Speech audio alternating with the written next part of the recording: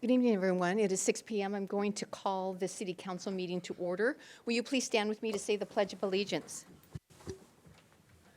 I pledge allegiance to the flag of the United States of America and to the republic for which it stands, one nation, under God, indivisible, with liberty and justice for all. All right, thank you. I'll begin with roll call. Councilman Lavaca? Here. Councilman Loy? Here. Councilman Koch? Present. Councilwoman Pedersen? Here. Councilwoman Kesty? Present. And Councilman Henderson? Here. Everybody is here. Item D, looking for approval of the agenda. Do I Mayor have? Johnson, Yes.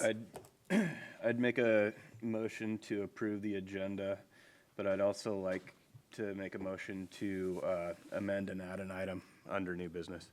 I'm sorry, say again? You'd like to amend a what? I'd like to amend and add an item under new business. Under new business? Okay. And what would that be? I'd like to amend and add an item under new business to terminate the interlocal agreement number 2025-219 ILA, the North Star Collaborative with Skagit County, Anacortes, Mount Vernon, and Burlington. Okay, so that has been passed. To call that back, wouldn't that have to be somebody who actually voted for it? No, Mayor, it's not a move for reconsideration. It's a move for termination. So it's a different scenario. Okay. So Yeah, my suggestion would be that we place it on the next agenda so that there's time to write it up and have it available for people who may want to weigh in on it. are you amenable to that, Councilman Henderson? I'd rather not wait for 2 weeks. I'd rather just get this handled now. Okay. I'll second. All right, so we have a motion by Councilman Henderson, second by Councilwoman Diamond to terminate, Kesty, I'm sorry, to terminate the North Star agreement, correct? And it was agreement passed on the 14th. In fact, I have it here. So it is to terminate item number, here it is. Ordinance number, or ILA 2025129, the Skagit County, Anacortes, Mount Vernon, and Burlington North Star collaboration. Okay, so I have the motion. Is there any discussion? Hearing no discussion, I'll have a vote. All those in favor signify by saying aye. Aye. Is this to put it on the later agenda? No, this is to terminate. This is to, I'd like to say something. Mayor, I believe this is to add, to approve the agenda with the item added to new business. okay, So I can say something during new business. okay. All right. Thank you for the clarification, Kelly. Okay, so with that, adding it to the new business, all those in favor to approve the agenda, I have a motion by Henderson. Do I have a second by somebody else? I second it. Okay. So, motion by Kesty. Signify by saying aye. Aye. And opposed, same sign? Okay. Moving on to the consent agenda, items 1 through 7. Do we have a motion? I'd motion to approve the consent agenda while pulling item number 4 for discussion. 4. Okay. I'll second. Okay. So we have a motion by Councilman Henderson, second by Councilman Lavaca. All right, let's do this. So this is to approve items 1, 2, 3, 5, 6, 7. All those in favor signify by saying aye. Aye. Aye. Opposed, same sign. Okay, moving into then item 4 under consent agenda. Councilman Henderson, do you have comment? Yeah, I just have a few questions about, sorry, the position. I guess this would probably be for Bill. Yeah. So it looks like it's been downgraded. Sorry, I'm scrolling to the part. It's being downgraded from salary range 127 to 126. So what it is that our assistant city engineer, one of the caveats to hiring that position is that they are able to obtain their professional engineering license within 2 years. And that really takes longer than that. So what I've done is I've proposed, basically we have a need for a continued capital projects construction manager. That's the way we got through this last construction season. So, sorry, I have, what's before you is an uncredentialed position, and so they don't need a professional engineer's license. And then the assistant city engineer would remain a credentialed position to do similar things. Assistant city engineer has more duties, but it gives us the option. The idea is not to hire 2 FTEs. We have 1 FTE. They're either credentialed or they're uncredentialed. And I can go over some of that for you as well. Like, for instance, the higher level assistant city engineer would require a BS degree. And the capital projects construction manager, and it's not uncommon, it only requires an associate's in science degree.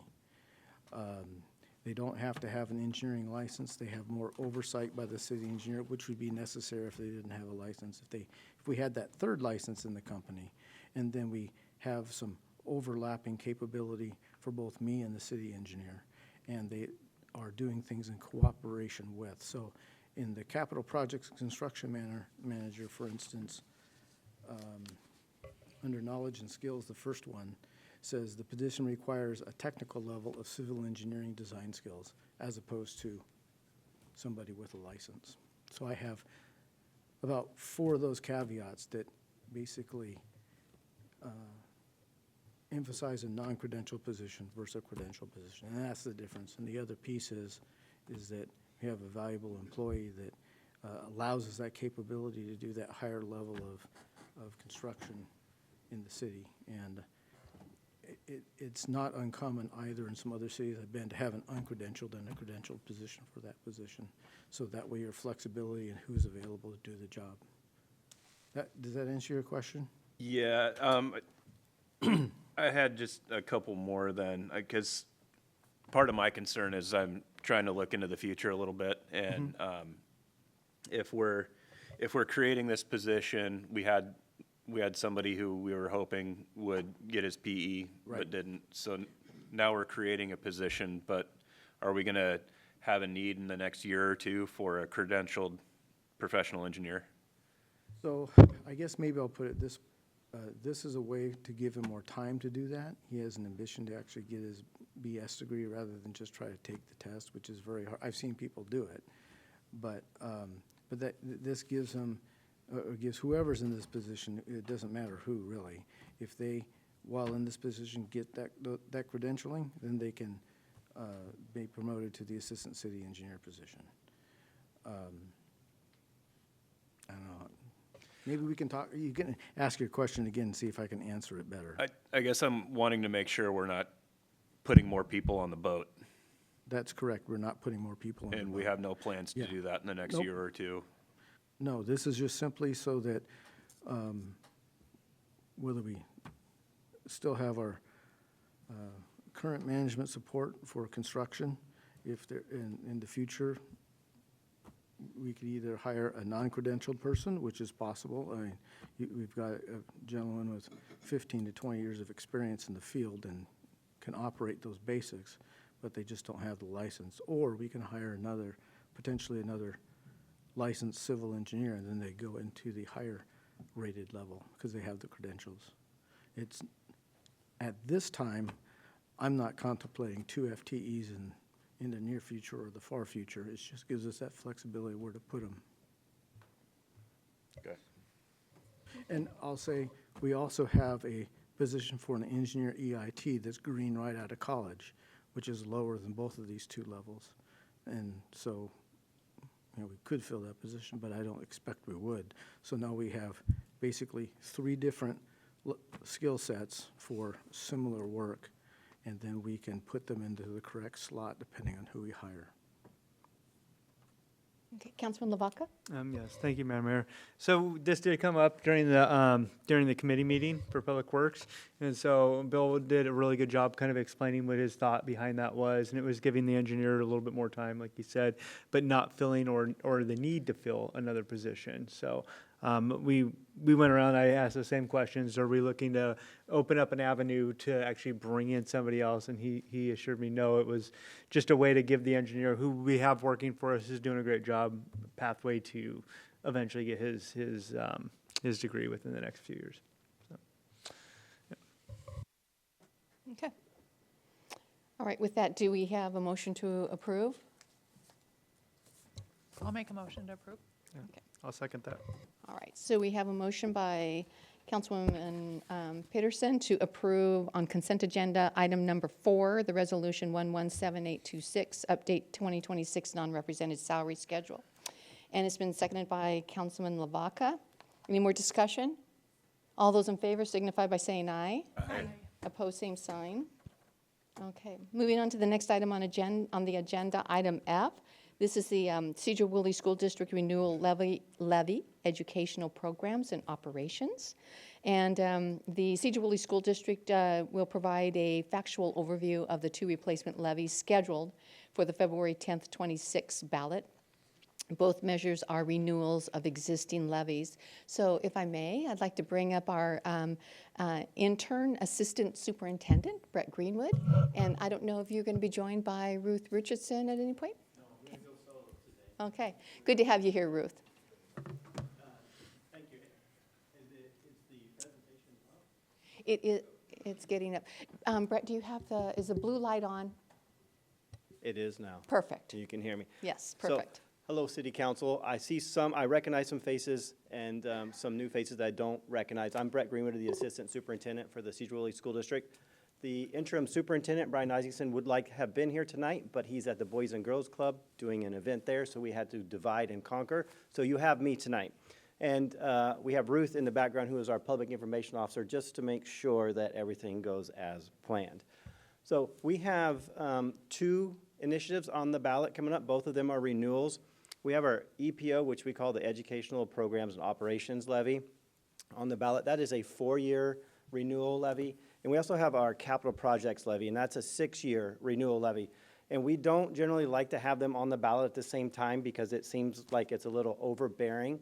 But sometimes the math works out where you have a 4-year levy and a 6-year levy come together where they're on the ballot at the same time. And that's what's happening right now.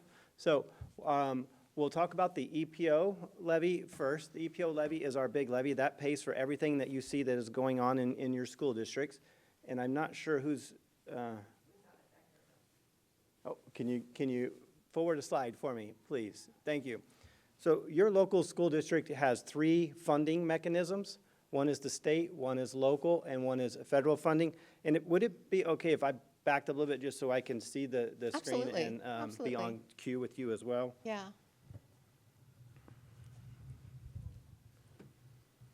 All right, perfect. So you will see that the state funding is our lion's share of the funding. Our local funding is about 17.3, and 13.8 of that is our current EPO levy, our Educational Programs Operations levy, and the federal funding is at $6 million. The local funding, the difference between the 17.3 and the 13.8 is our food service money goes in there, our fines and fees goes in there. When we get donations, that's the bucket that money goes into. But tonight, we're talking about the EPO funding. Next slide, please. So this is a slide, a breakdown of the next 4 years of what we have on the ballot. 4 years ago, our voters graciously approved a EPO levy at $2.50 per thousand. Right now, because of over the 4 years, we've had growth, we've had businesses move in, so we're less than $2.50, but we're asking for $2.50 to make sure that we can get that cap on the end. It's important that folks understand that we cannot collect more than that cap, and we cannot collect more than the $2.50 should this be approved by our voters. And as you can see, every year we have a slight increase from our capped collection of 15.9 to 16.3 to 16.8 to 17.3, and that's just due to inflation. And I think everyone can understand every year utilities cost more, your employees cost more, so we have to have those types of increases. And can I have the next slide, please? So here is what the levy pays for. We get a lot of questions and say, yes, we understand the levy, but we'd like to know what it's actually paying for. Our levy, the vast majority of our levy pays for teachers, special education, and paraeducators. So all people that are in the building helping the students. But you will see in there, we also have athletics and utilities, our phones and our curriculum psychologists, those types of things, and are also paid for by the levy. The next slide will do a little bit better job explaining some nuts and bolts of the levy and the differences of why every school district in the state of Washington has to have a levy. The state funds us for 219 teachers, and we currently have 246. And I'm sure some of you have been in our schools and walked around, and you will see that we have some class sizes that are in the 30s, and we have some class sizes that are in the 20s.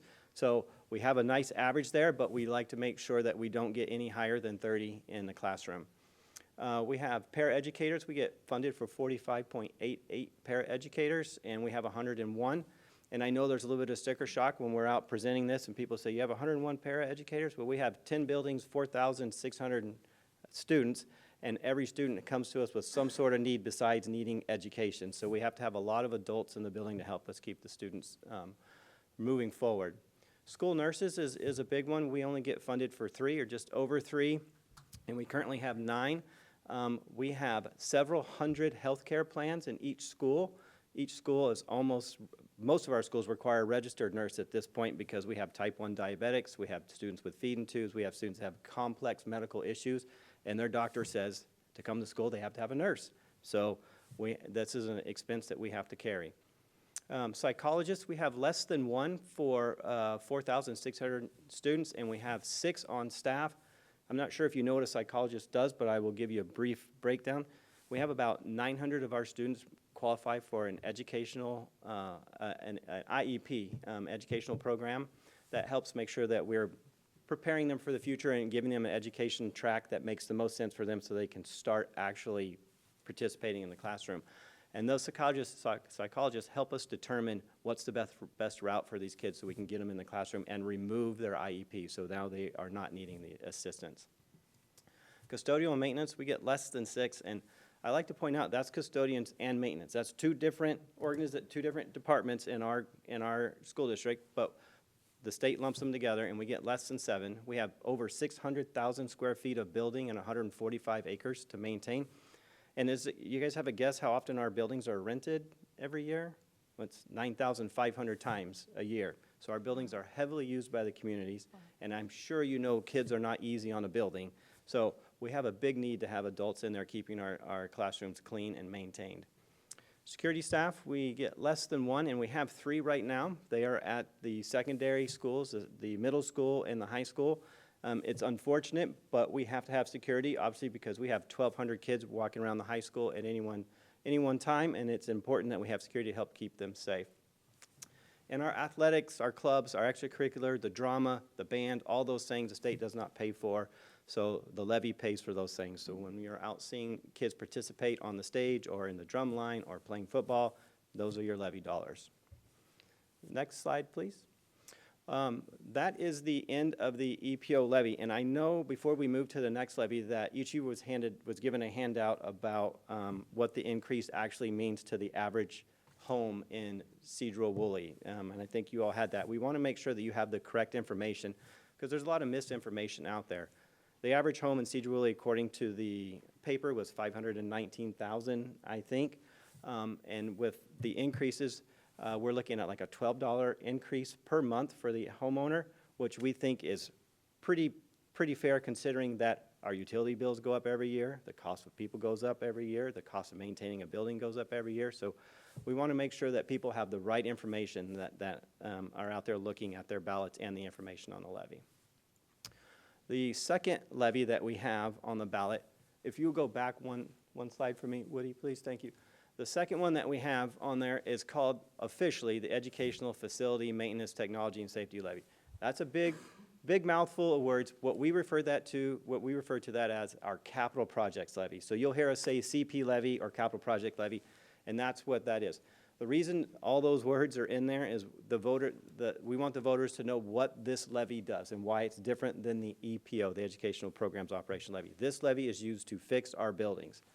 And when I say our buildings are community assets that are used by our community 9,500 times a year. And they have been neglected for several decades, and we're starting to try and put them back together so they can last for the next generation. Next slide, though, now, Woody. So this is a 6-year levy. The first one was approved in 2020, and before that, we had not had one. So for the last 5 years, we've been doing a lot of work on our buildings, which you will see here in a minute, hopefully. Next slide. So what we have on this capital projects levy is a 6-year roadmap. This is our priority list. This priority list was put together by our maintenance crew, our architects, and a community group that helped us determine what we needed to do over the 6 years. And the reason I say roadmap is that over 6 years, emergencies happen and things change in our buildings, and sometimes we have to take a left to fix something due to a storm or a roof leak shows up that we weren't aware of. So we need to stop and readjust and fix that priority. But we generally have been able to stick to the list pretty well over the last 5 years. So this is the list that we've put out for the next 6 years. So if this levy is approved, these are the items that we're going to do. We're gonna continue working on roofs, windows, heaters, flooring, building envelope, those type of things to make sure that our buildings are okay. But what you'll see on here, year one, a couple of things that get a couple of questions, or get questions that we want to make sure that you're aware of, the thought process there, is the athletic field turf and the track surface. The reason that those are in year one is our field turf is 13 years old. It was designed to last for 10 years. We've been able to limp it along, but now it has become a safety issue because as the kids play on it and they rip that turf, our crews used to go out at night after the games and sew the turf back up. Now, after a game, they go out and they attempt to sew the turf back up. It just turns to dust. There's no meat there. It's just worn so thin that you can't do it. And also the rubber pellets, the compression pellets in there to keep injuries down and make sure when the kids hit the ground that they're not injured, has compacted that now it's creating injuries. So now we have to do something with this field. And the field is used by the PE class and is also heavily used by the community. So this is a safety issue that we know that people are saying, why are you doing that before a roof? Well, we can nurse the roofs along, but this field, we believe, has met the end of its useful life, and it has to be replaced. And you say, well, what about the track? 13 years ago when we did the track, some of you may recall the track used to be black, and we recoated it with red, a red rubber surface. Well, that is starting to wear through. So if you go up to our grandstands and you look down on the track, you'll start to see all the black wearing through. And if you go to the track and you kick your feet, all of the rubber pellets and all that stuff is going to it starts coming up, and that's a very unsafe surface for running. Also an unsafe surface for walking because we have some bubbles in there. And finally, we want the same company that will do that's going to do the turf will do the track. So there's an economy of scale savings there by having them do the track while they're there doing the turf.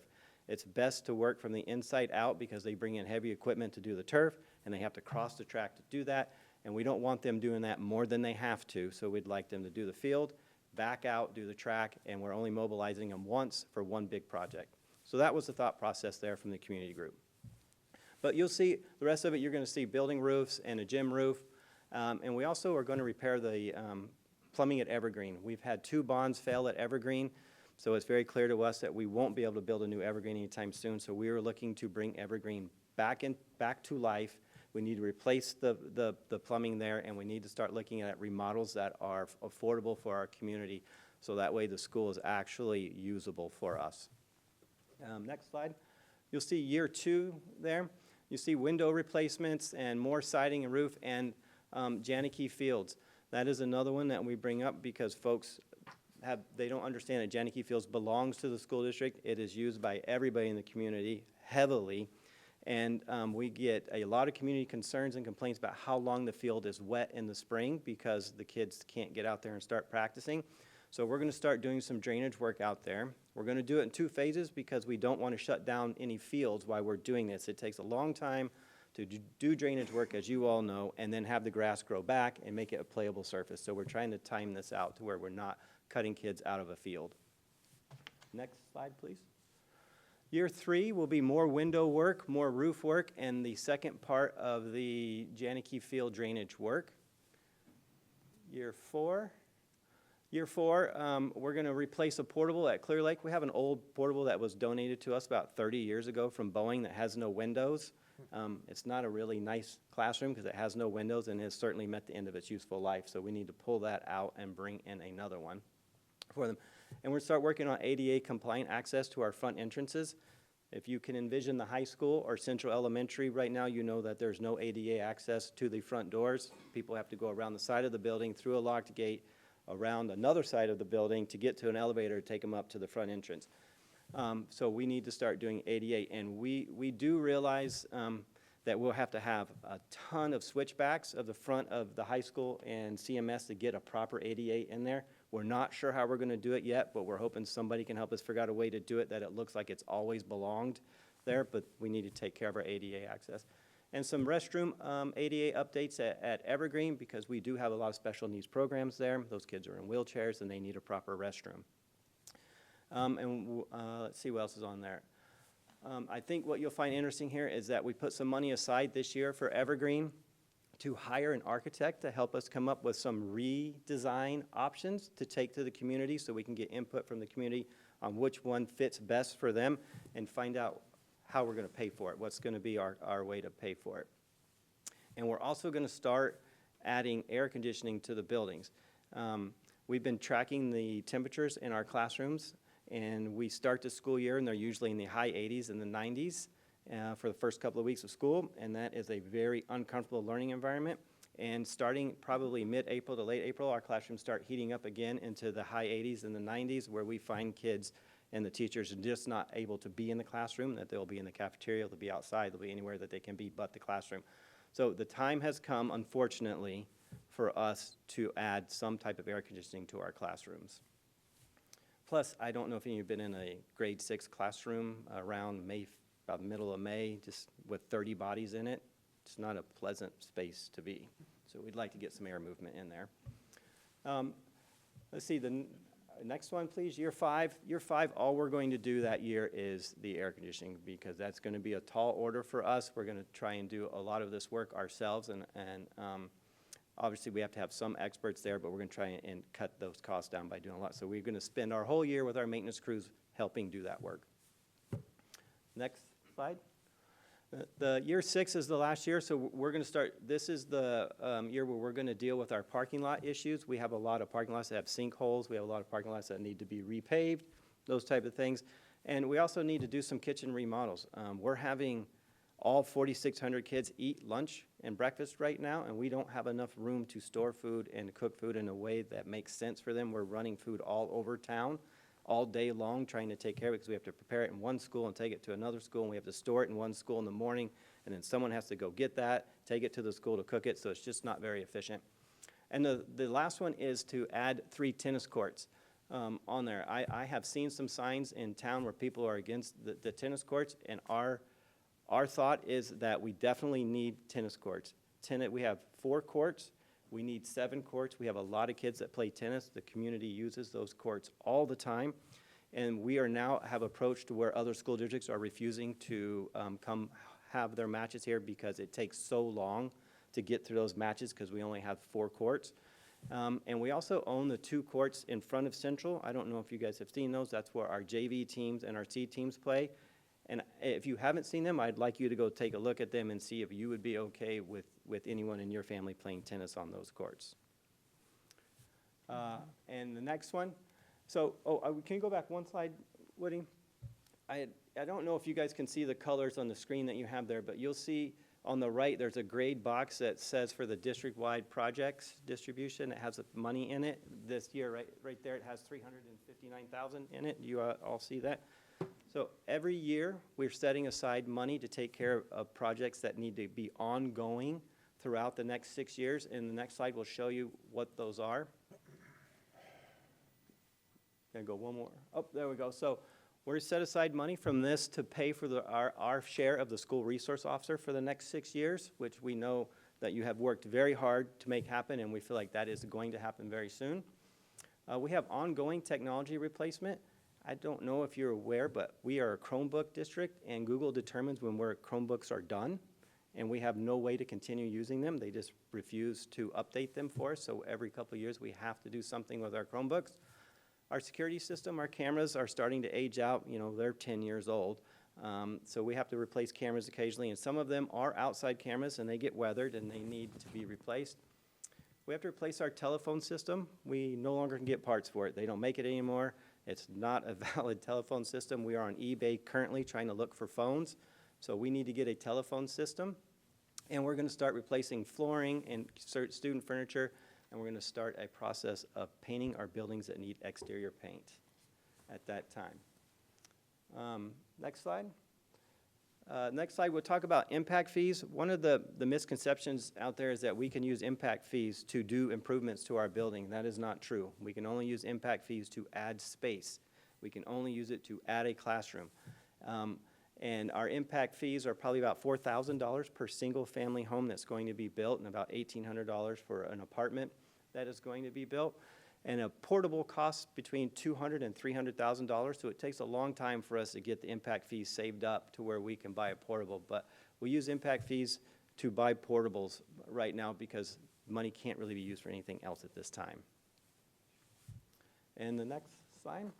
And if anyone else is interested, and I know you have some handouts here, and I think there'll be some handouts in the back if anybody in the audience is interested, with that QR code where you can go to our website for the levy facts. So that way you can determine for yourself so you can determine for yourself if you support the levy or not. Okay. All right, thank you, Brett. Does anybody have any questions for Brett pertaining to the Prop 1 and Prop 2? Madam Mayor? Yes. I don't know if it's so much for Brett, and thank you very much for bringing this info to us and to our attention. I was wondering, because we have this one, and I don't take a position on for or against, for sure. Not really my place up here. However, we don't have anything on here for opposition, but we have in our statement that we don't really do campaign ballots. We don't engage in that kind of activity. So information's great to get before the council, but I think both sides of that information, and I don't know if we also invited somebody in to discuss why they possibly wouldn't want to do that. Is that happening tonight, or is that No, it's not. This is just information. about a ballot issue, about a campaign or ballot issue? It's about what's happening within the school, just what they're doing. Yeah, that's on the ballot. That's on a ballot, though. Yeah. Okay, were we not going to We're do not that? Discussing for or against, just He's got a pen informational. on that says vote for it. I may wear what I like on my No, person. but that's fine. Yeah. Yes. Okay. Yeah, I don't have a position either way right now, definitely from up here, but I think it would be honorable to bring, if we do this, both sides up, just so we have it. All right, thank you. Anyone else? I just want to say, again, neither for nor against, we can't do that, but thank you for your service and the service of our teachers. I had 5 kids that went through the Sedro-Woolley School District. Now I have 2 grandkids, and their experience without fail was excellent. So you guys are doing great work. Thank you. I have a question regarding the population of the school. Is the population declining, students declining or increasing? Overall, we are experiencing a slight increase over the last couple of years, which is not common in our county right now, so we don't know why that's happening, but we are experiencing a slight increase in enrollment. Yeah. I have one too. Let me just finish up that. And so I was wondering, what's your graduation rate? Well, we just had a presentation on Monday with that, and the current graduation rate is 94.2% Great. at Sedro-Woolley High School. Thank you. Yes. What is, do you know the current dropout rate? I don't know, well, I guess it would be 5.8, doing the math, but Is it that low? yeah. Well, yeah. I mean- We have several fail gaps, or several stop gaps to keep kids from dropping out, where they can move to our alternative State Street High School, or they can move to a program that we call Open Doors, that we try to meet them where they are and keep them engaged in school, Okay. to get them to diplomas. One other question, it's in my ward, but I've gotten complaints from people about sound at Evergreen. They say the walls are thin, I don't know, so. They are evergreen, was built in an open classroom concept, and the walls that we put up are walls that we have built, so there's no sound deafening in between them, and you have to walk through 3 classrooms to get to your classroom, so it's not a really good design. Because there's a teacher in my ward who says that she has a hard time teaching because the people in the next classroom are so noisy. The noise permeates her classroom. Yeah. Yeah, thank you. Councilwoman Kesty? Thank you for your presentation, and thank you, Ruth, for all your hard work on trying to get all the good information out there. And I just encourage people to be kind on Facebook and the social medias when you see different things. These are real people. They're part of our community, and we're never going to get anywhere if we can't come to the table and speak kindly. So thank you. And I'm also very excited to think that the kids at Evergreen could drink the water and have meals prepared there. And so. Fingers crossed, yes. All right. Thank you, Brett. Thank you so much for Thank coming you. in. Okay, moving on to City Administrator Report. Yes, thank you, Mayor Johnson. Woody, is it possible to pull up that part of the website? Not that part of the website. There we go. Lower right there. So council, I just wanted to share with you, there was some discussion during our goal setting tonight about having some kind of interactive project map, and we actually soft launched one last week. So this is a part of our public works section of our page, but there's also a link from the homepage. And what you can see on the map, it looks a lot better on a computer screen, on your own computer, but you can basically zero in on different projects. It shows the project locations. Woody, can we zoom in a little bit on Sedro-Woolley there? And on the left there, you can see all of our projects that are in Invisio. We're tracking our projects in Invisio at this point. This goes beyond the projects that are in our plans. These are basically all the capital projects that, at least the big ones that we have on the radar for Public Works. So just wanted to show this to council, make it the public aware of it as well. The same information is available. It's entered in for these projects in the projects part of Invisio. It tracks. It gets entered once, it tracks through to our plans when we update and provide you reports on how we're doing on our plans. And in the future, if these are listed in a comprehensive plan in other places, it will track through there too. So the beauty of Invisio is one update in one place goes to a whole bunch of different places on our website and in the reports. But this is an opportunity for the public to track our projects as we go, see if they're on budget or not, see if they're on status or not, get more detail on timeline. So wanted to just highlight that for council tonight. And Mayor, just one other thing, I'm on vacation next week, so I'll miss next week's meeting. Bill Bullock will be providing a report on small works, public works projects. Thank you. Moving on to council member report. So Councilman Lavaca, anything to report? No, nothing to report this time, but thank you. Thank you. Councilman Loy? I have nothing tonight. All right, thank you. Councilman Koch? I attended a couple of meetings related to city council. One was I am on the council representative on the Skagit Transit Board. I attended one meeting of the board and also another meeting with their director, mayor, staff, the mayor of Mount Vernon. So it's really a learning curve for me on Skagit Transit, so I find it interesting. I also attended a meeting to restore the hub meeting. I think that's very exciting up at Northern State, and I think it's a great project. The fundraisers seem very professional. Thank you. All right, thank you. Councilwoman Peterson? I was able last week to take a trip down to Olympia to meet with some of our representatives there and advocate for our city's legislative priorities. So I'd really like to thank the city staff and the council for identifying those priorities. They were all budget asks this year. We were looking for funding for our wastewater treatment plant, funding to get going on a new police station, and, I had them written down when I went down there. There was the third one. Oh yeah, the Jones John Liner Road Railroad undercrossing. So that was a great experience. I was able to connect with some of our representatives, and I'd also like to thank the Association of Washington Cities. We were able to secure some funding through them to send me down there and cover the cost. So that was a really great opportunity. Thank you. Thank you for going down.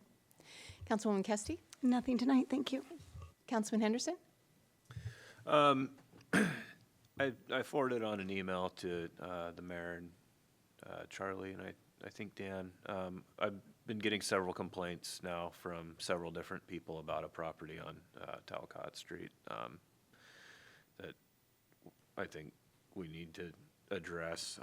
So I'm not going to get into the specifics in the open meeting, but I've now had my 5th person complain to me that lives at a different residence. So, and then in good news, I had another member of the public email me with letting me know how pleased she is in our solid waste drop-off center and how easy it is to put everything in there, and it's just a great tool for our local public. So, thank you. All right, thank you.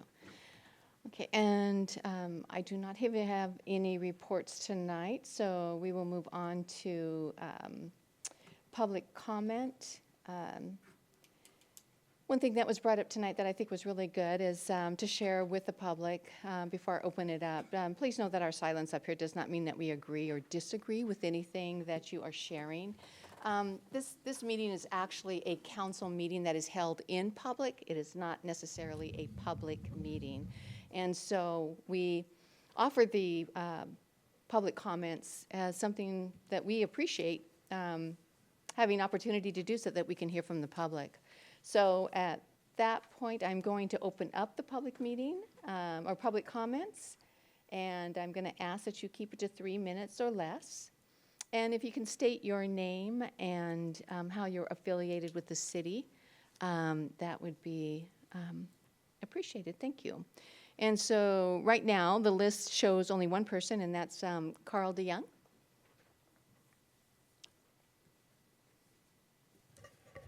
Good evening, Mayor. Good evening, Council. Good evening, staff. My name is Carl DeYoung, and I live at 1101 Fidalgo Street here in Sedro-Woolley. So on the comprehensive plan update, thank you for all the work that you've put into this periodic review. And then before adoption, I would appreciate a plain language summary of the biggest changes since 2016. What are the top 5 changes residents are going to notice from this plan? And what is the most practical way for residents to submit comments at this stage? Thank you for your time. Thank you. I'll open it up to anybody else who would like to make public comment.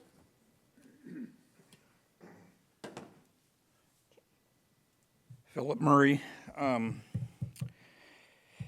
the deal with the standing up here and asking questions and just getting stares back, that started when Keith Wagner was the mayor, and he did the Robert's Rules of Order, and then it just clammed up in here. No answers, no nothing. And it's real tough being up here after that. You get no answers. It's public questions. It should be public answers. But what's really what is concerning me now is what is the city's policy if ICE comes into this town to deport our local people? I mean, what's the city going to do? It probably will happen because we have lots of people that are different color and race, and that's what they're targeting. And it really concerns me because there's a lot of businesses that would hurt really bad if they exported out of here. I had an old man tell me that he doesn't want to do this school levy because he doesn't want to pay for the illegals.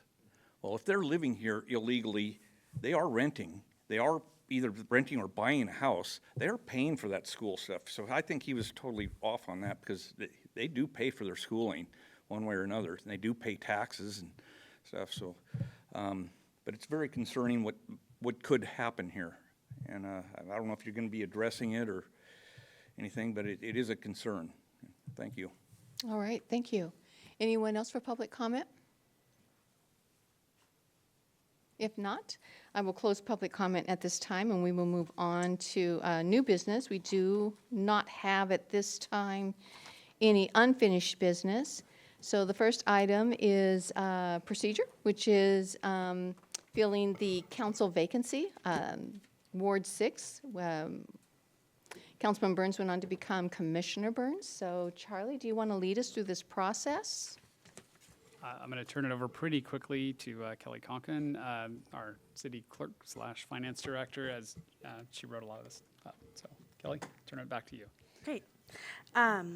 So as the mayor noted, Councilmember Joe Burns resigned as of January 15th, 2026. So we've included in the packet the procedures for filling that vacant position according to the City Council Governance Handbook. So quickly, I'll just walk through some of the key points of the timeline. So after this meeting, or at this meeting, we'll go over the procedures, and then by next Monday, we'll post the vacancy on our social media, the city's website, and the local newspaper. But our website will have the most detailed information about the position. And we'll put a deadline in there for March 2nd to receive all of those applications. The handbook says by 4 p.m. on that day. The next step will be to the council to review applications, and during public session, select applicants for interview by nomination and seconding of those. We'll bring those selected applicants in for interviews on March 25th in open session. And then upon selection, the new council member will be sworn in and immediately take a seat at the dais. Also just included in here the deadline. We noted last meeting that the council has 90 days from when the position was vacated to fill the vacancy, or the authority to fill that vacancy goes to the county commissioners. And that deadline is April 15th. We've included in the packet just an excerpt from the council governance handbook. Didn't put the whole 40-page document in there for you, but just the 2 relevant pages related to that. We'll also post a document on our website that summarizes, again, a lot of the elements of filling this vacancy. The appointed applicant will serve through the certification of the November 27th general election. And then whoever is the winner of that election, they will serve through the end of the initial term, which is the end of December 2029. Could I ask, so, just so I'm clear, the person selected does not fill the entire 3.5 unexpired term? There is an election when again? They would go to the election in November of 2027. Okay. So if that person won that election, they would immediately, after the, whoever wins that, after the ballots are certified, they would immediately take over. It wouldn't start at the January 1, 2028. It would be whatever date in late November. They would take the seat on the council and go to the end of the term, which is... So at 27, they fill a 4-year term if they won, right? They would fill the remainder of the 4-year term, which would be the last month of 2027, all of 2028, and all of 2029. Is that state law? Sorry to interrupt. Can you please speak into the mic? Oh, sorry. Is that state law? Yes. Oh, it seems unusual, but okay. Just if it helps, it would then revert to a 4-year term, and then Yes. keep the normal stagger that the city has within its various seats on the council. So then someone could run again at the end of 2029, and then in 2030, they would start a 4-year term. And any other questions about the length of the term? Just wanna make sure. We have applicants needing to complete an application. Part of the reason for the application is there is criteria or qualifications that someone needs to meet. They must have continuously resided within Sedro-Woolley limits for a minimum of 1 year prior to appointment. They must be a registered voter in Skagit County and Sedro-Woolley, and then they also have to live in Ward 6. So complete that application and also a letter of interest. And again, the deadline for submitting the applications is March 2nd, 2026 at 4 p.m. in the building, like having turned in my hands by 4 p.m., not postmarked, but in hand at 4 p.m.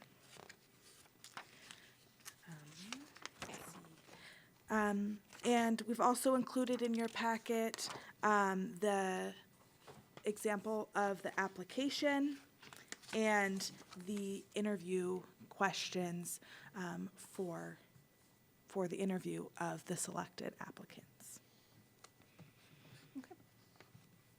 Are there any questions for Kelly? Councilman Henderson? Yep, thank you.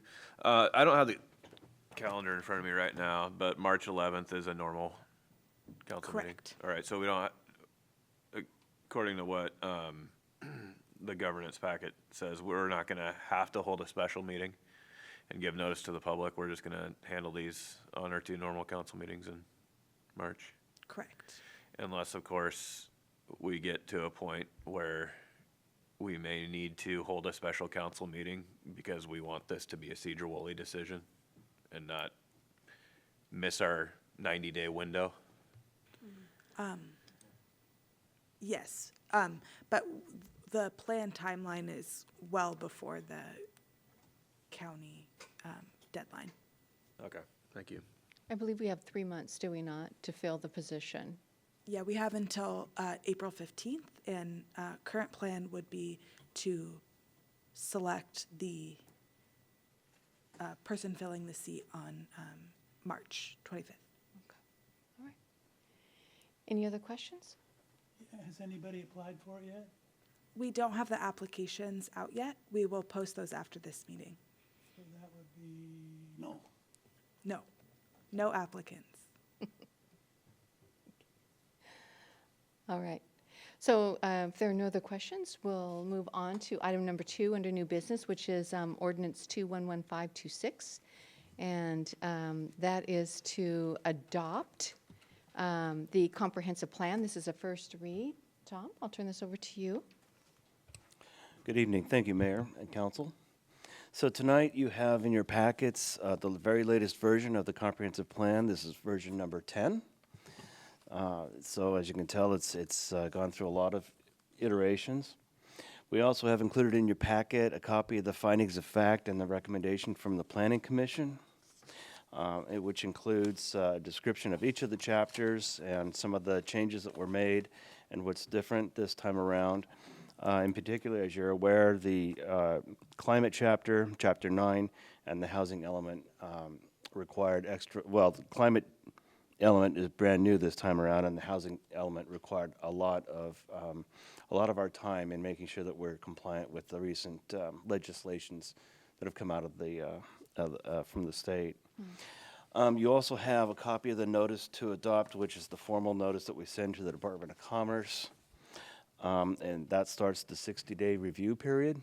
So this is a first reading tonight, but we're not asking you to take action. In fact, we cannot take action until Commerce has completed its 60-day review, Commerce and other agencies. So as a reminder, this goes to other agencies, not just the Department of Commerce, but Department of Transportation, Department of Ecology, and so on and so forth. So all of those agencies have to get comments back to us, and then before we can present a second reading, we have to be sure that all the issues that were brought up in that review have been effectively addressed.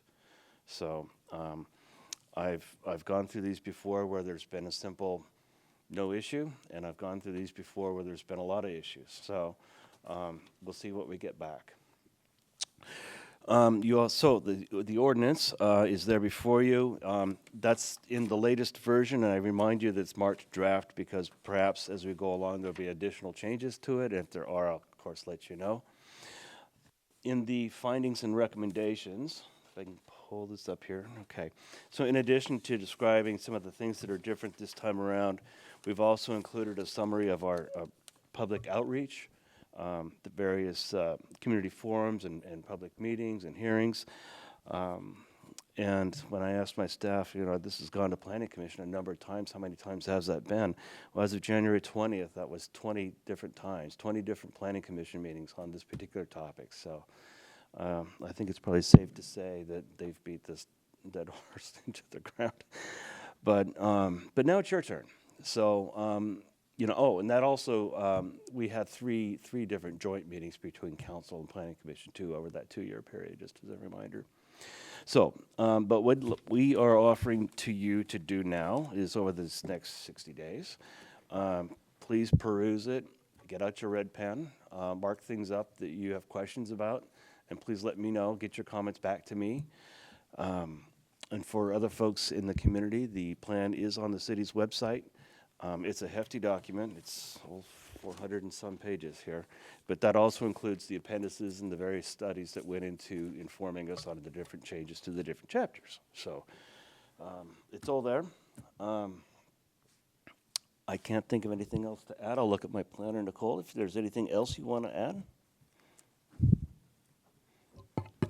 Yeah, just a reminder to the public that we would like to hear from you up until the point that we're ready to adopt it. You are welcome to submit comments.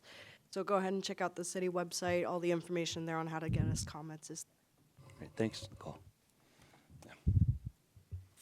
Oh, Okay. will this require, with the changes and whatnot, if there, and I'm sure there will be changes, will this require another public hearing? That's up to the council.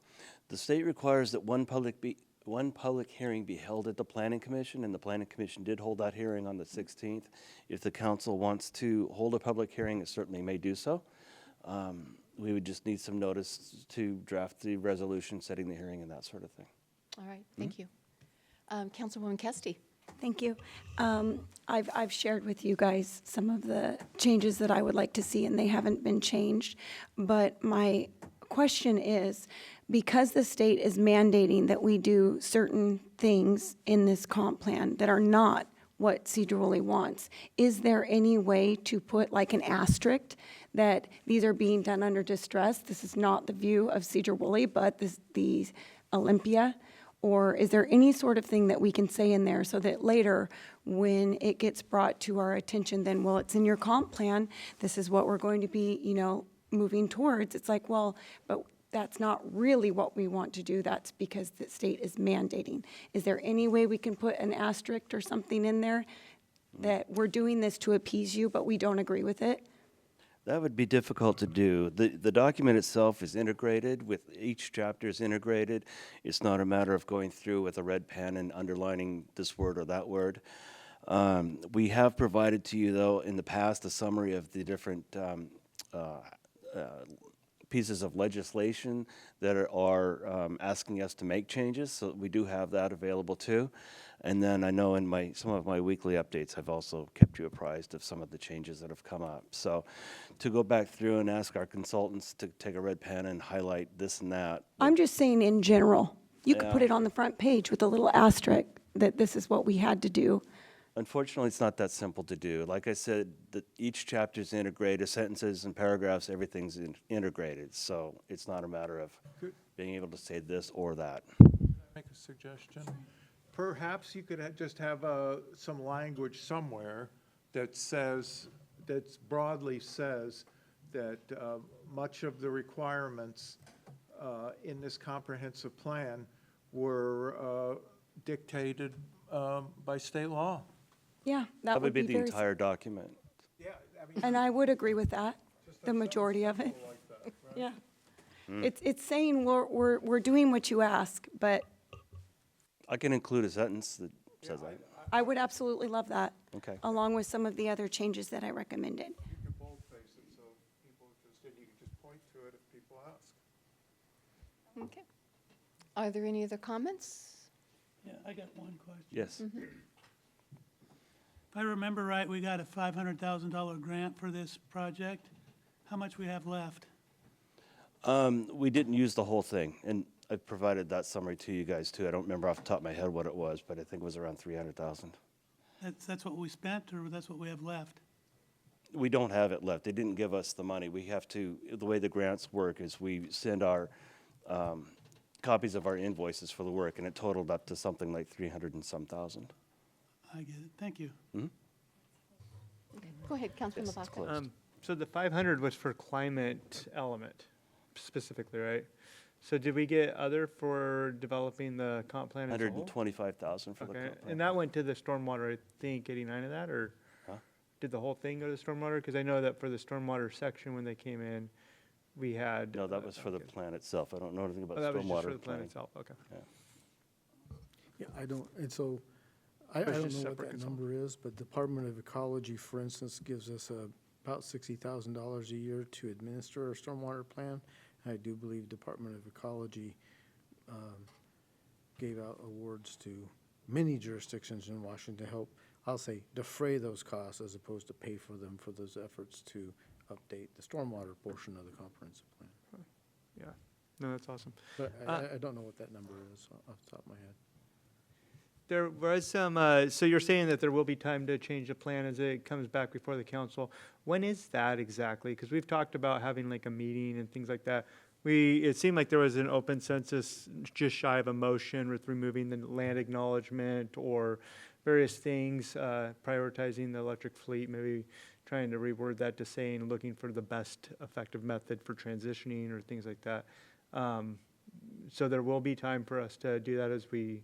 Yeah, It seems like we put comments in, but then they don't go.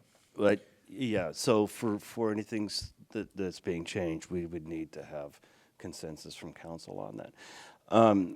So you have 60 days to do that. So And then do we have to send that back down to Olympia to get reevaluated after we change it? I would it imagine? depends on how substantive it is. And was there was one landowner who came at the meeting, two meetings ago, Peter Janicki, and he mentioned that he wasn't in favor of the Makers District change.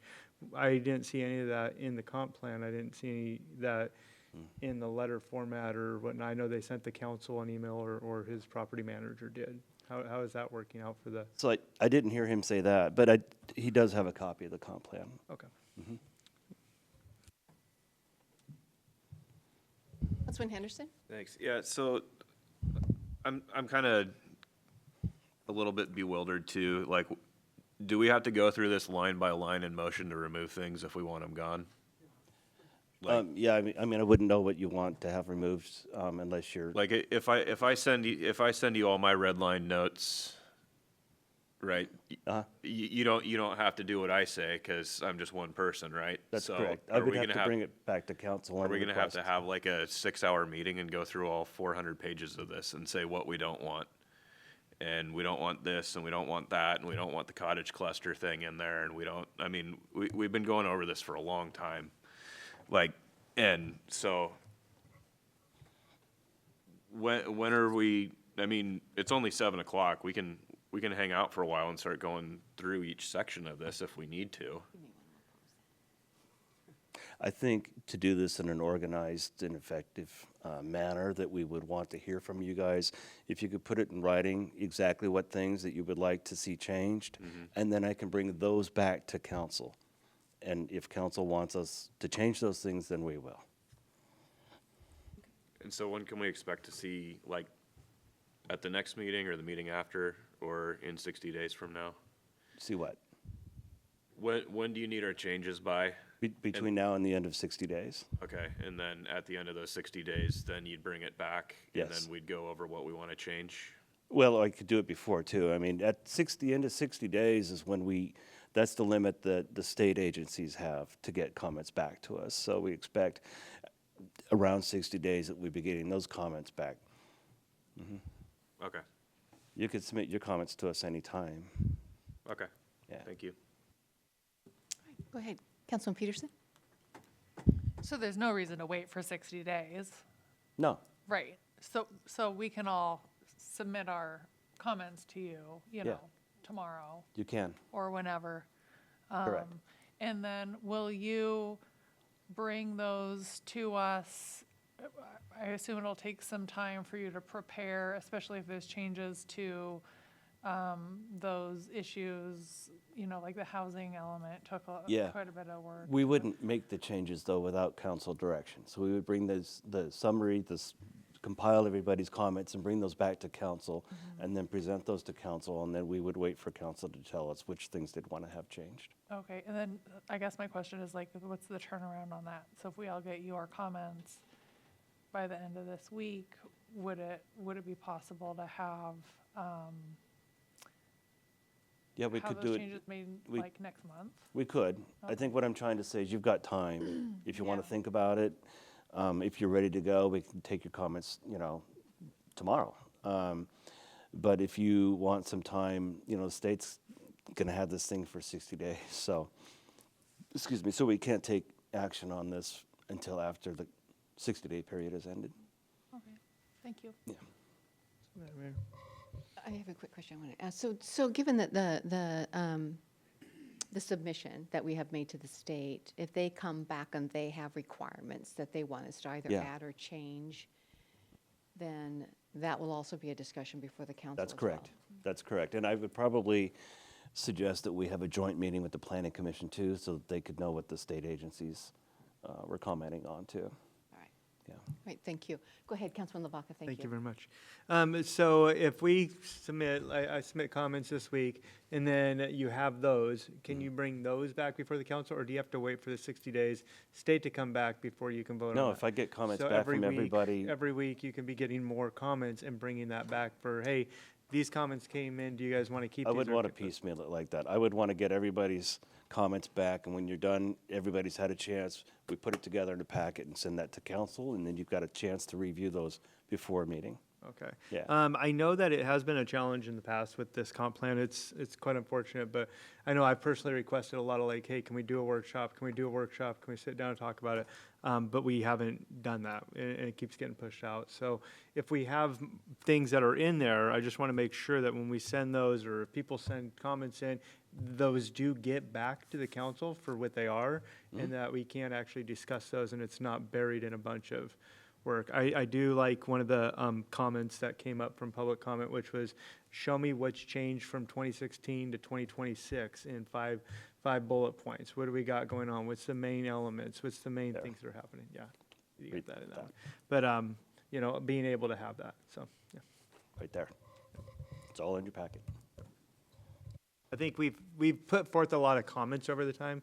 Some of those seem like they've been changed. And so when we read through it, we don't see the highlights, or I haven't seen the highlights, and I don't know if the council people have.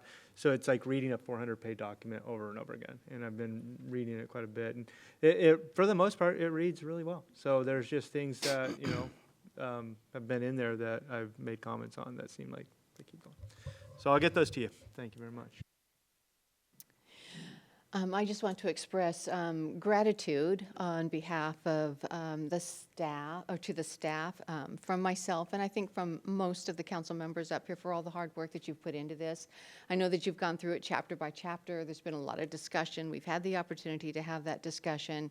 This has been a lot of work, and it's been over a year that you have been at it, and it's consumed a great deal of your time. It's just been a lot of work. Very grateful that we did receive funding from I believe it was Commerce who brought in funding so that we could hire Facet to help us with this process. Otherwise, we might still be at it. But just a lot of gratitude. Thank you so much for your time and effort. Thank you. It's nice to hear. Thank you. Okay. Anything else before we move on? Okay, so moving on to item number 3, which is added tonight, and that is the termination of 2025-219. It's the ILA between North Star. It's a collaboration between North Star, Mount Vernon, Burlington, Sedro-Woolley, and Anacortes, and the county. Did you want to address this, Mr. Henderson? Yeah. So at our last meeting, we were missing people, or a person. And this never passed with a majority of council's approval. It was a tied vote, and the tie was broken by the mayor. I didn't feel as though we had our proper representation of all the voters from all the council members. So until such a time that we can have full representation, I think we need to rescind joining this interlocal. Okay, and Councilman Cock, you said you wanted to address this? Yeah, my feelings on this, I think, are, well, I've enunciated it before, that this agreement, and I was council representative who worked on it, there's a big bold-faced thing that says that it's a very flexible, soft agreement that does not take away any Sedro-Woolley budget authority, policy authority, and it benefits our city by working collaboratively in partnership with the county and the other cities, which I believe have all approved this agreement. It also, as several of the mayors have noted, in working in partnership, we have more heft to apply for and successfully get grants to deal with homelessness and affordable housing. Thank you. Yes. Councilman Lavaca? Thank you, Madam Mayor. I missed that meeting that you guys had that discussion on. That would have been a good one. I am in favor of having a full council present for making that decision, since it's going to be a full council, and it would be nice to have a majority of the council to make the decision if possible. So I would be in favor of hearing a little bit more of that discussion and having more unified decision, even if it's a majority council 4-3 decision. At least that would be something where it's always going to be at least respected or in the up and up. It doesn't feel like it's got a 3-3 tiebreaker deal with the mayor. So, Well, and it was it's fully purposely. allowed to be that way for sure. Yeah. But you are on the board of the North Star, aren't you? Mhm. Are you okay, so yeah, so it would be nice. And if- Councilman Cox sits on one of the task force, Yeah. So, yep. which I'm very grateful for. He's given a lot of time. He sits on both Skagit Transit and the task force, and he's also on the hub. And also, several of our directors, I believe, are part of task forces that are looking with North Star at specific areas, I think, public safety and planning, if I'm not mistaken. And housing. And housing. Yeah. Got it. Yeah. It was a very, very benign document. It is a very, very benign document. It doesn't include any kind of financial ties to it at all. It simply is saying that we all have a voice at the table so that we can all express what we want to express and share what we'd like to see happen within the county and within our own community. And also it does have a very powerful stand with the legislature. I was at a North Star meeting today, and they were talking about that because we were all in agreement, there was a great deal of support from the legislatures to bring money into our county to work with crisis stabilization, housing, co-occurring, and addiction issues. So, you know, a lot of weight for a benign piece of paper, but it just shows that we all want to work together on this. So the motion was brought forth by Henderson. Madam Mayor, I think Kevin put his light on too. Councilman Kesty? Thank you. Like I had stated before, this piece of paper I don't need to be a part of because I will gladly hear anybody's ideas that they want to bring to the table, collaborate where we can collaborate. I fundamentally disagree with North Star and the way that their idea is to get to the end goal. I don't think it's in our benefit. And I very much look forward to rescinding and giving our 30-day notice. Councilwoman Pedersen? I spoke at our last meeting in support of this agreement, and I stand by that. I see that we are down a council member today as well. I suspect that we will be terminating this agreement, although that won't get my vote. And I hope that we have the opportunity to rejoin when we do have a full council here. All right, thank you. Councilman Lloyd? Yeah, I just want to take the opportunity to say, I kind of agree with Nick. I think it'd be, I think it would be better to have the whole council vote as opposed to less than the full council. All right. I'm confused. Does that mean we're waiting for the seat to be filled, or we're voting tonight? We're voting tonight to give them our 30-day notice, so we're sending it. And then it sounds like the majority of council would like to have full representation, and at that time, you could revisit, I guess. So, any more comments? Well, just one real quick comment.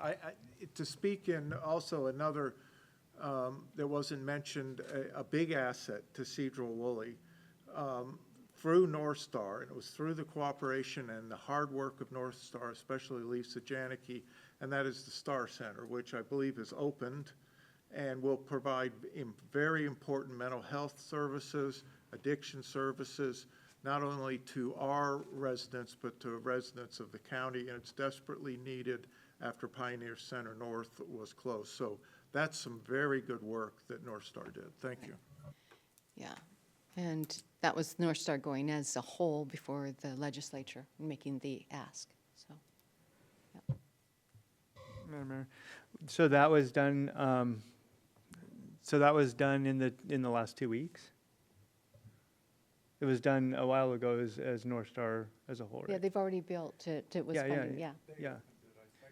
It will be Yeah, open. and yeah, I'm glad they got it open. Yeah. Yeah. They're about to do a grand opening, Yeah. I believe. But that hasn't been done since this body voted to be part of a coalition. That wasn't done at that time. Okay, thanks, that's all. Okay, so, I know we had a motion by Councilman Henderson, who stands by that. I have a motion typed up, ready to go, just for the record, if you'd rather it be that way. Okay, go ahead. So I move to terminate interlocal agreement number 2025-219 ILA, North Star Collaborative with Skagit County, Anacortes, Mount Vernon, and Burlington, and provide the required 30 days written notice of withdrawal as stated in Section 7 on behalf of the city, effective January 29th, 2026. Second. Okay. So we have a motion by Henderson, second by Kesty. So all those in favor signify by saying aye. Aye. Opposed, same sign. I'm opposed. Opposed. Okay, so we have two who are in opposition. That is Councilwoman Pedersen and Councilman Koch. All right, moving on to the information-only items. We have the 2025-2026 budget highlights, the 2025 accomplishments. And Kelly, I do believe, did you say that there's a presentation that's going to happen here? Yes. Okay. Late materials, I know it was late materials. Yep. So it's included in the pack, or in the online as late materials, but what if you could pull up the PowerPoint? In the 2025-2026 biennial budget, we included budget highlights. So we just wanted to present to council some of the accomplishments from those highlights. So I'll let each department go through and talk about their highlights. And what if you'll go to the next slide? Public Works is first.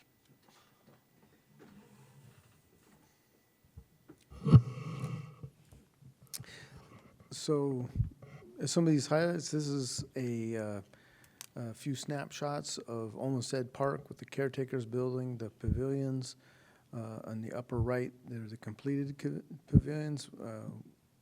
Not quite hydro-seeded yet in that picture, but as you can see on the left side of that picture, we have a healthy growth of grass right now. So this kind of warm winter has been great for establishing all the field areas at Olmsted Park. And then down below, there's some construction fence there, but we also have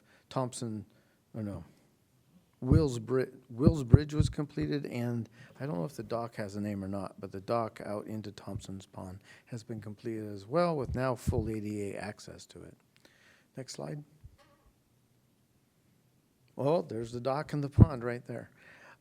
So I guess these are some more pictures for that. And so the other piece is let me orient here.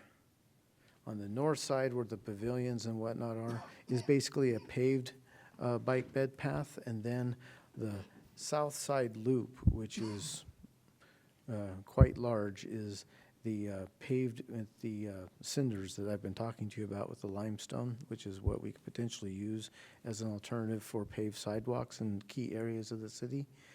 So by all means, go out and walk on it, try it, and tell me what you think. But it is ADA compliant, and yeah, it's a brand new park. Next slide. Okay, and this is a couple pictures of the roundabout. You know, we have dozens of construction pictures, but we have a construction picture on the left-hand side and a picture of probably a 90% completed roundabout on the right-hand side. What's missing in that picture right now is full installation of the RRFBs. That's the pedestrian flashing beacons and the street lighting, which is now up. So we are all but a short punch list away, and we happen to be under budget, so it's fantastic. Next slide. This is our vehicle storage building and our paving project. Vehicle storage building on the top, it's worked out great. We have all of our garbage trucks under cover, including our vac truck and our street sweeper. Both of those vehicles have water in them, so this building, we keep it at about 45 degrees in the winter, so no water freezes, which is important. But it's been great getting everything consolidated in the new ops building side of our public works facility, and solid waste had always still been located in their original building until this building was up, because otherwise they have about a quarter mile to walk to their trucks in the morning. So now they're co-located, and all of our personnel are located in the newer buildings, and it's been fantastic. And then the bottom slide is a few pictures of our paving program this year. I believe one of those pictures is on Warner, and a couple of the others are on State, I believe. But anyway, successful paving program, which also I believe was slightly under budget as well. Next slide. And then this is Tom. Okay. But that's my golden shovel project on Homestead, so. Okay. Okay, it's the first time I've seen this. What do you have up there? City's comp plan on the big steps of implementation, enhancements to the city's permitting systems. Okay, yeah, so just while you understand, you know the comp plan and where we're at there.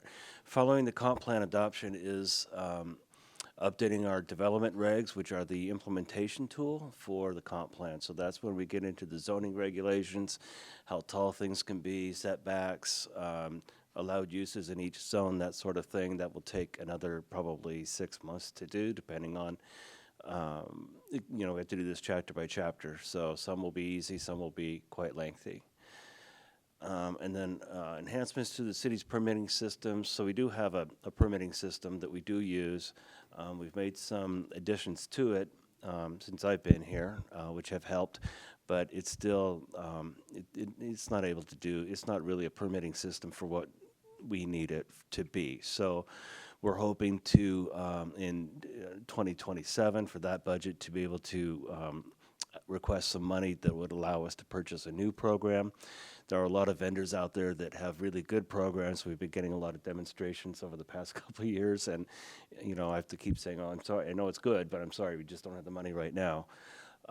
So my hope is that, in a year that we're looking at an RFP for new software program. And then other stuff that is happening, our staff is getting their training. They're doing really well. We did have an intern for the summer and through the fall, which helped out a lot too. So our building side is doing well. Both Lowell and Nicole Pfluger are pursuing their training. Nicole has mentioned that she'd like to be a backup to Lowell, at least on the plans examining part of things, which would be a great help to Lowell too. But all in all, yeah, we're doing really well.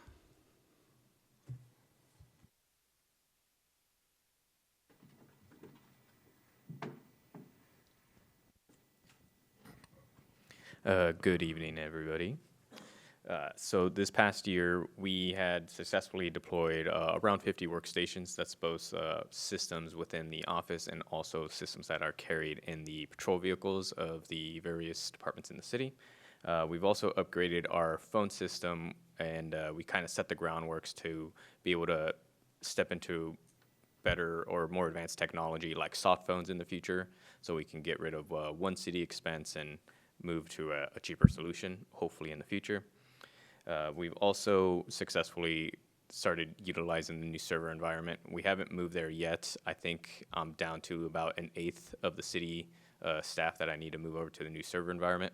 But with that new environment, we have automated a bunch of day-to-day tasks that we would need to do with the person on the initial day. We have also improved the login times for people so they can get more productive at the beginning of the day or as random requests come in. All the workstations that we're getting now and moving forward are tailored to the task work that that individual is doing rather than a baseline across the board.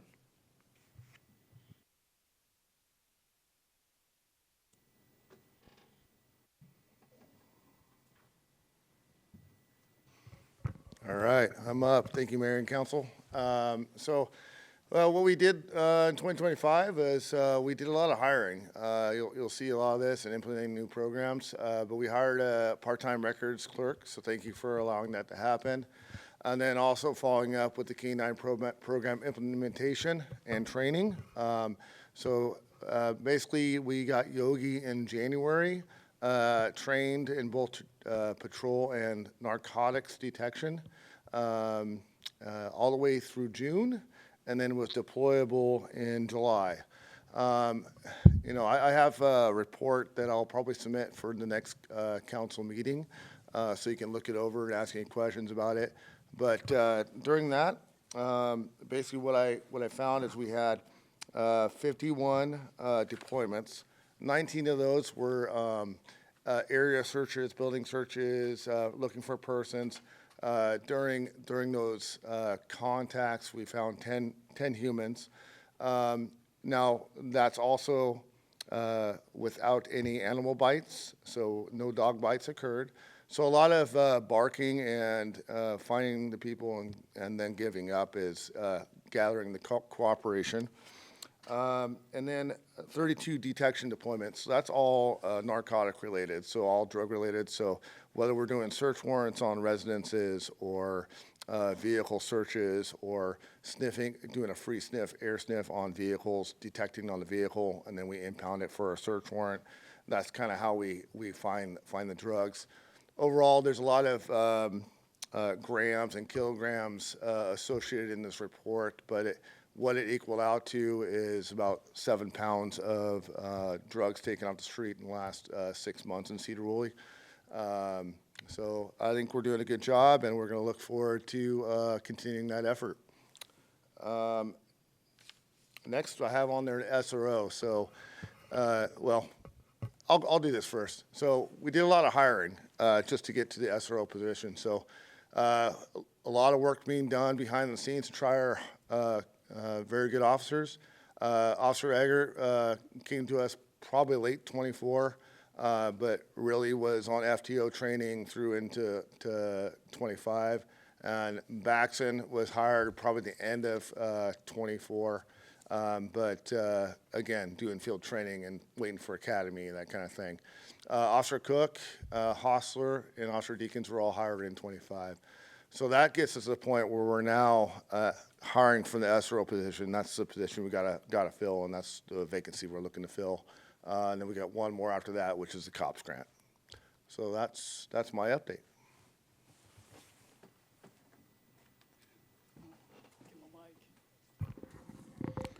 Good evening, Mayor and Council. Another good year for the fire department. We had almost 3,600 calls this last year, emergency responses, which included almost 1,600 transports to our local hospitals by our EMTs and paramedics. A lot of recruiting and hiring. We're still looking for new part-timers and volunteers, as always. So if you know anybody out there, we're looking and willing and doing a lot of training. We were able to take some of our surplus gear that was no longer accessible anymore for us and donate it to some of our high school and college programs for the kids that don't actually have to go into IDLH environments, which is where there's live fire and stuff, so that they can use it for their trainings at the college. So thanks to you and your willingness to allow us to surplus that and use those. Some of our highlights as far as the budget goes, we are still working on the community paramedic program. We're waiting for some stuff with labor groups over at Burlington to hopefully move forward with that here in this next quarter, if everything works out. This last year, we finished upfitting the fire engine that we had in 2024 that we accepted in early 25. Got that online and going. This year, we will be replacing our cardiac monitors that we had originally planned on replacing last year, but we moved into this 2026 budget cycle. So you'll see that come before council out of ER&R funding. We had originally looked at repairing the HVAC system up at Fire Station 2. That station was part of a AFG and USDA grants that we got years ago. And some of the engineering and stuff up there was not conducive to the needs of what we have now. So for some reason, the HVAC system was not set up for all of the offices and buildings up there. So Nathan and his team have looked at how we can upfit that to make it so that it's feasible for the folks we have in there now. We moved that into this year, so hopefully we'll be able to have some budget with the small project stuff this next year to look at that. And I think that completes all of the stuff I have for you. We also have an ambulance that we ordered last month for 2027. So we're looking that far in advance because it takes that long to get them, as you know. So we're on a 500-day wait period after that was signed. So we will probably see that in June of 27.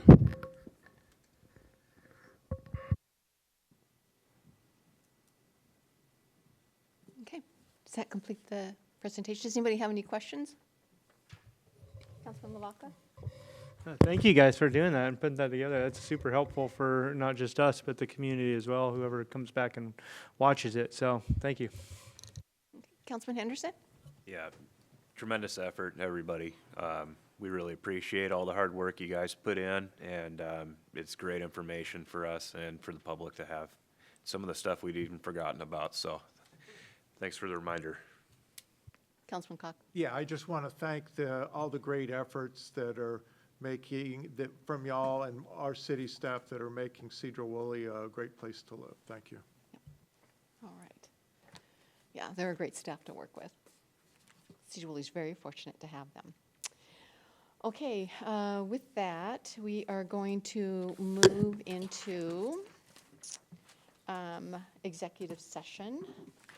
I just lost my paper here. And this is going to have to do with a discussion with legal counsel about current or potential litigation. This falls under RCW 42-30110-1I. And how long do you think we will need? Nikki or Dan? I'm not sure who's on. I can't see. Yeah, I'm here. I think we could get it done in 15. 15 minutes. Okay, so 7:33. We'll be back here. Mayor, I'm sorry. Did you want to do the good of the order before executive session or after? Well, I just called it the executive session. I'll do that, and then I'll do the good of the order. Okay. Thank you for the reminder. Yep. So, right. Okay. All right. So we'll be back in 15. Let me see here.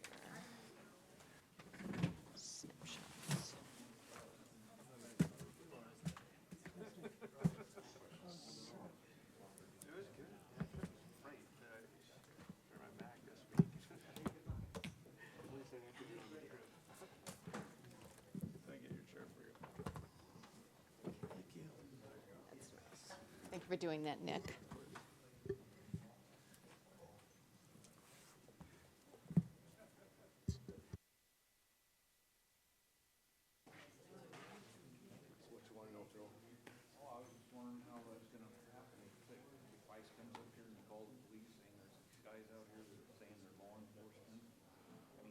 Abiding by the Constitution like you guys do. You don't just grab people randomly and throw them down here.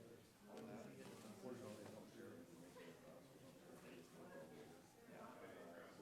They probably already do. Probably. But they don't let us know if they're out there. If there's a call for service or something like that, they'll come check it out.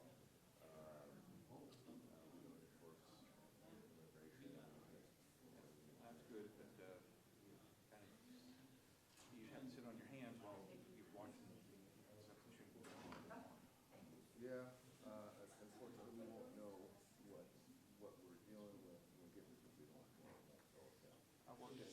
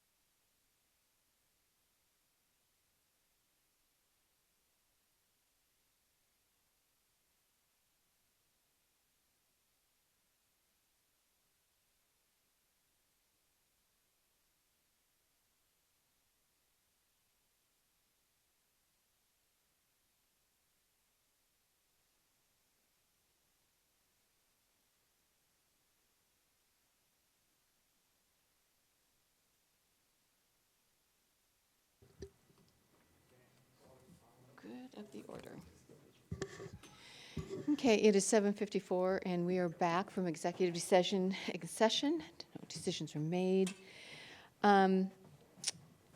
Just waiting for everybody to take their seat, and we will go over good of the order.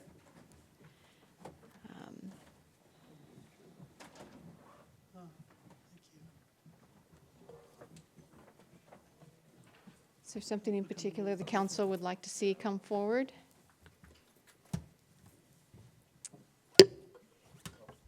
Nope, nothing? Nothing? Okay. Thank you. Everybody's shaking their head no at the dais here, so having nothing presented, I'm going to go ahead and move down to item Q, which is actually adjournment. Next meeting is a study session, and it's February 4th, correct? Okay, so with that, everybody have a good evening. We're adjourned.